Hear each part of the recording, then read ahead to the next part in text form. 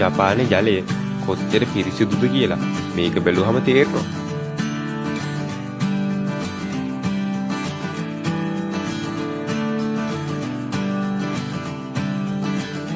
මෙන්න මේ මැෂින් එකෙන් කොයම් පැල සිටවන ආකාරය බලන්න.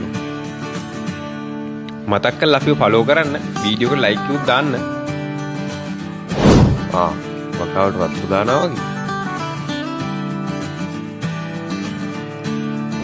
වැඩ වගේ පරිස්සමෙන් හොඳේ.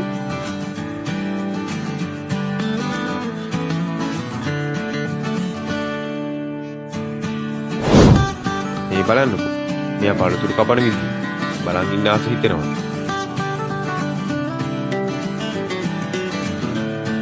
ඔයාලට පොඩි ඉල්ලීමක් කරන්න තියෙනවා. අපි අලුත් YouTube channel එකක් පටන් ගත්තා. ඔයාලට පුළුවන් නම් අපේ YouTube channel එක subscribe කරන්න. channel එකේ link එක පළවෙනි comment එකේ ඇති.